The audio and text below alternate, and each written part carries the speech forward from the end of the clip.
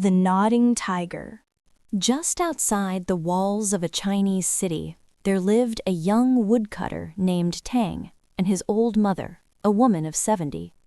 They were very poor and had a tiny one-room shanty built of mud and grass, which they rented from a neighbor. Every day, young Tang rose bright and early and went up on the mountain near their house. There he spent the day cutting firewood to sell in the city nearby. In the evening he would return home, take the wood to market, sell it, and bring back food for his mother and himself. Now, though these two people were poor, they were very happy, for the young man loved his mother dearly, and the old woman thought there was no one like her son in all the world. Their friends, however, felt sorry for them and said, "What a pity we have no grasshoppers here, so that the Tangs could have some food from heaven." One day, young Tang got up before daylight and started for the hills, carrying his axe on his shoulder.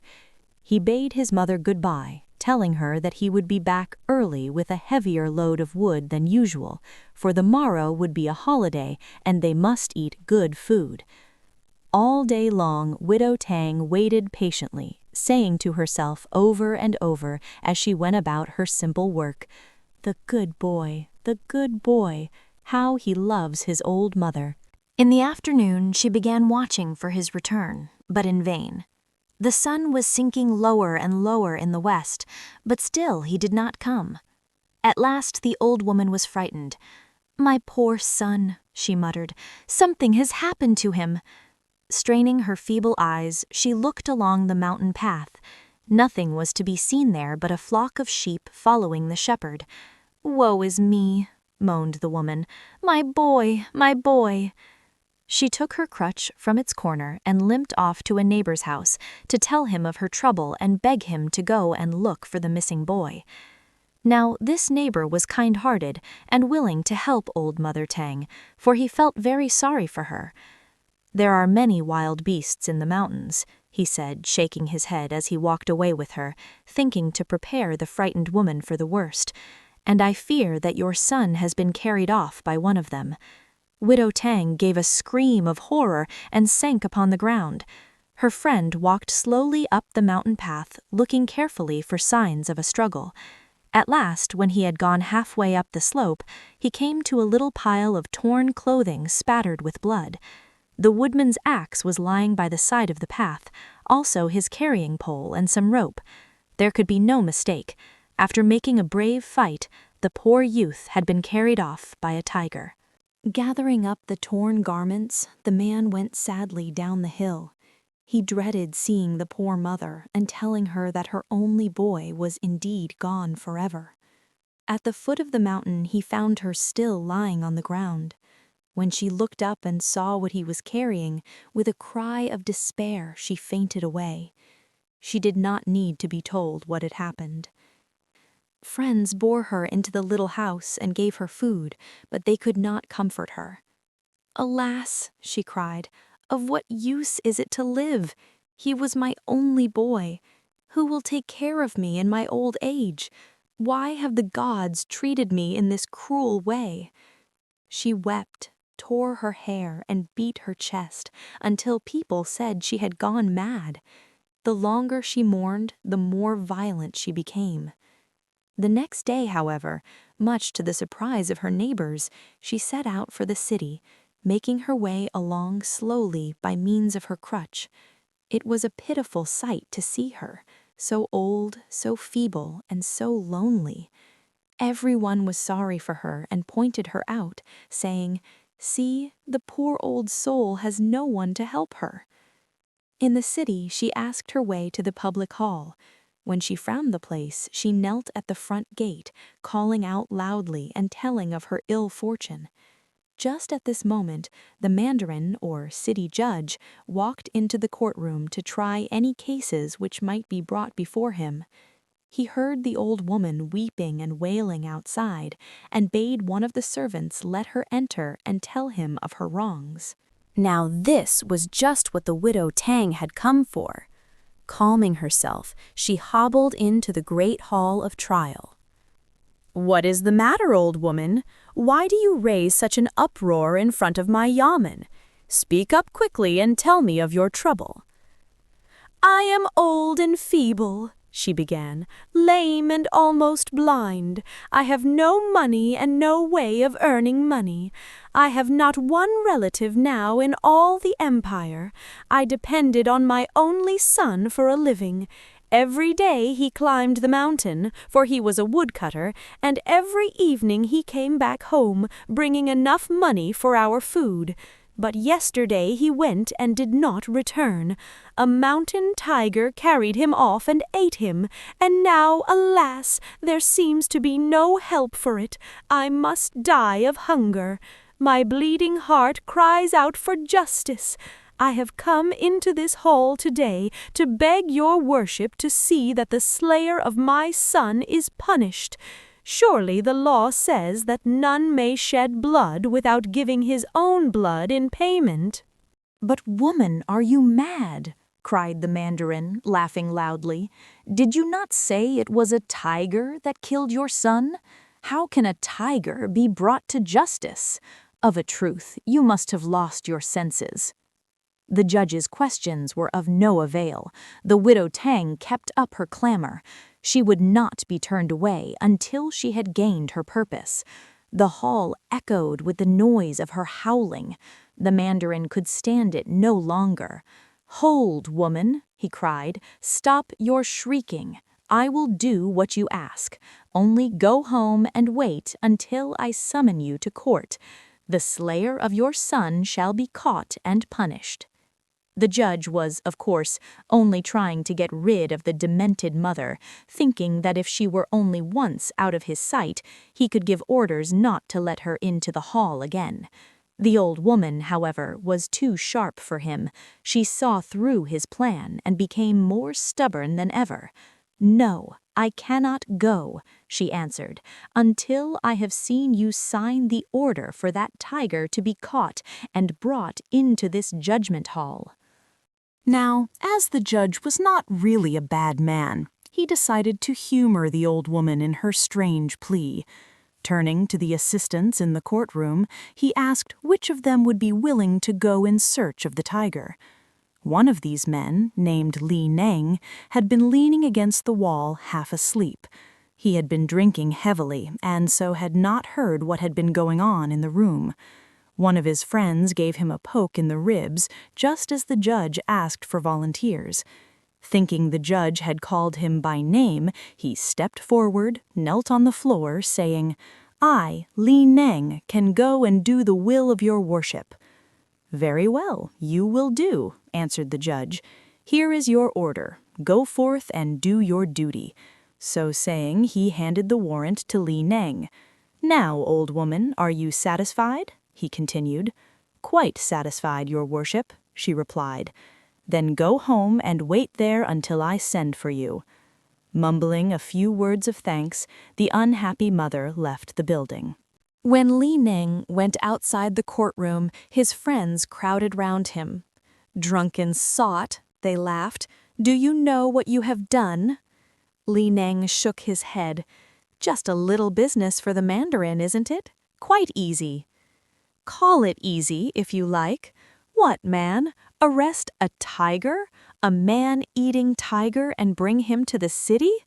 Better go and say goodbye to your father and mother. They will never see you again." Li Neng slept off his drunkenness and then saw that his friends were right. He had been very foolish. But surely the judge had meant the whole thing only as a joke. No such order had ever been written before. It was plain that the judge had hit on this plan simply to get rid of the wailing old woman. Li Neng took the warrant back to the judgment hall and told the mandarin that the tiger could not be found. But the judge was in no mood for joking. "Can't be found? And why not? You agreed to arrest this tiger. Why is it that today you try to get out of your promise?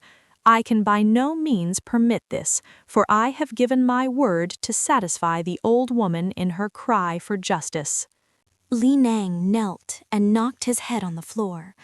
"I was drunk," he cried. when I gave my promise.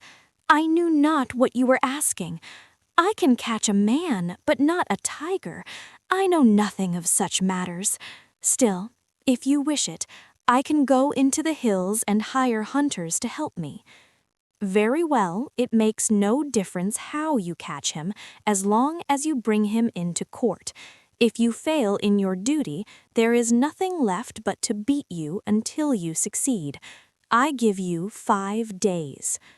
During the next few days, Li Nang left no stone unturned in trying to find the guilty tiger. The best hunters in the country were employed. Night and day they searched the hills, hiding in mountain caves, watching and waiting, but finding nothing. It was all very trying for Li Nang, since he now feared the heavy hands of the judge more than the claws of the tiger. On the 5th day, he had to report his failure. He received a thorough beating, 50 blows on the back. But that was not the worst of it. During the next 6 weeks, try as he would, he could find no traces of the missing animal.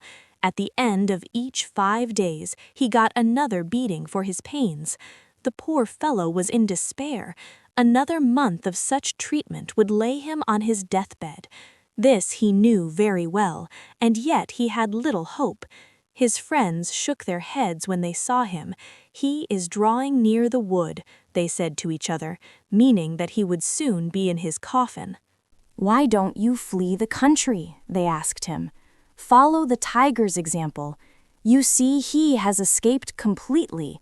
The judge would make no effort to catch you if you should go across the border into the next province."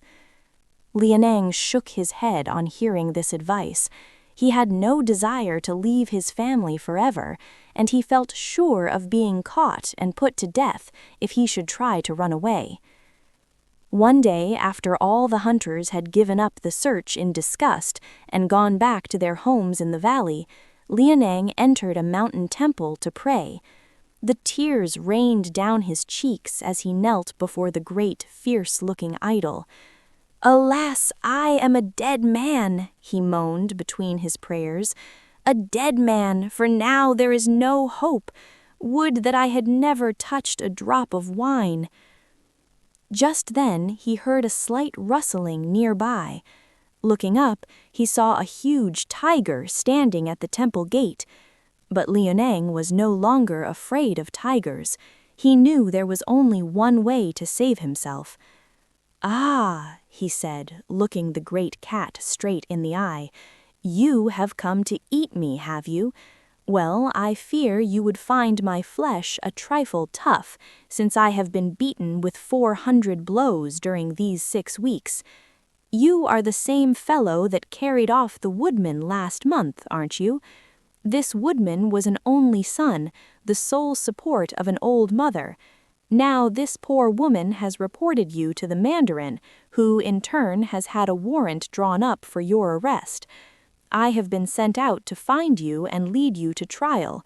For some reason or other, you have acted the coward and remained in hiding. This has been the cause of my beating. Now I don't want to suffer any longer as a result of your murder. You must come with me to the city and answer the charge of killing the woodman." All the time Li Nang was speaking, the tiger listened closely. When the man was silent, the animal made no effort to escape, but, on the contrary, seemed willing and ready to be captured. He bent his head forward and let Li Nang slip a strong chain over it. Then he followed the man quietly down the mountain, through the crowded streets of the city, into the courtroom. All along the way there was great excitement. "The man-slaying tiger has been caught," shouted the people. "He is being led to trial." The crowd followed Li Nang into the Hall of Justice. When the judge walked in, everyone became as quiet as the grave. All were filled with wonder at the strange sight of a tiger being called before a judge. The great animal did not seem to be afraid of those who were watching so curiously. He sat down in front of the mandarin, for all the world like a huge cat. The judge rapped on the table as a signal that all was ready for the trial. Tiger, said he, turning toward the prisoner, did you eat the woodman whom you are charged with killing? The tiger gravely nodded his head. Yes, he killed my boy, screamed the aged mother. Kill him! Give him the death that he deserves! A life for a life is the law of the land, continued the judge, paying no attention to the forlorn mother, but looking the accused directly in the eye. Did you not know it? You have robbed a helpless old woman of her only son. There are no relatives to support her. She is crying for vengeance. You must be punished for your crime.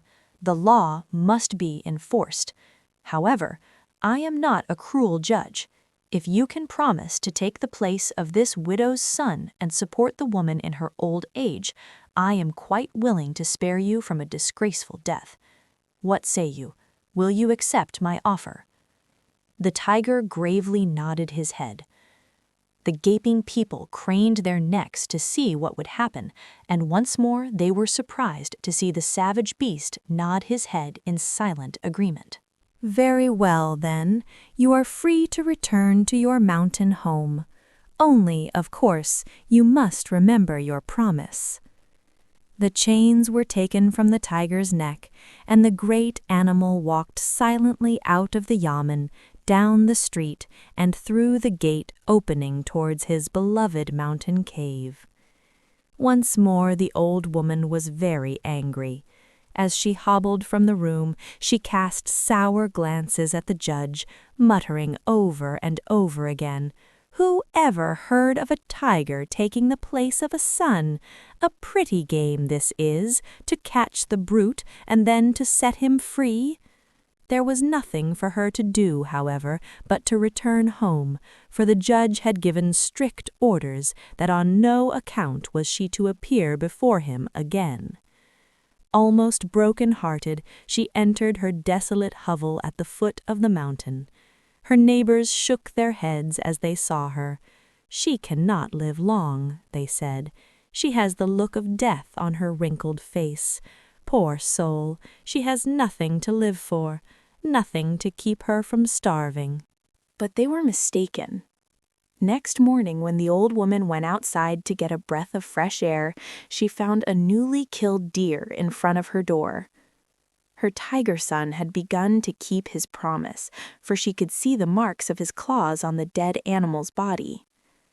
She took the carcass into the house and dressed it for the market. On the city streets next day, she had no trouble in selling the flesh and skin for a handsome sum of money. All had heard of the tiger's first gift, and no one was anxious to drive a close bargain. Laden with food, the happy woman went home rejoicing, with money enough to keep her for many a day. A week later, the tiger came to her door with a roll of cloth and some money in his mouth. He dropped these new gifts at her feet and ran away without even waiting for her thank you. The widow Tang now saw that the judge had acted wisely. She stopped greeting for her dead son and began to love in his stead the handsome animal that had come to take his place so willingly. The tiger grew much attached to his foster mother and often purred contentedly outside her door, waiting for her to come and stroke his soft fur. He no longer had the old desire to kill. The sight of blood was not nearly so tempting as it had been in his younger days. Year after year, he brought the weekly offerings to his mistress until she was as well provided for as any other widow in the country. At last, in the course of nature, the good old soul died. Kind friends laid her away in her last resting place at the foot of the great mountain. There was money enough left out of what she had saved to put up a handsome tombstone, on which this story was written just as you have read it here. The faithful tiger mourned long for his dear mistress. He lay on her grave, wailing like a child that had lost its mother. Long he listened for the voice he had loved so well. Long he searched the mountain slopes, returning each night to the empty cottage. But all in vain. She whom he loved was gone forever. One night he vanished from the mountain, and from that day to this, no one in that province has ever seen him. Some who know this story say that he died of grief in a secret cave which he had long used as a hiding place. Others add, with a wise shrug of the shoulders, that, like Shan Wang, he was taken to the western heaven, there to be rewarded for his deeds of virtue and to live as a fairy forever afterwards.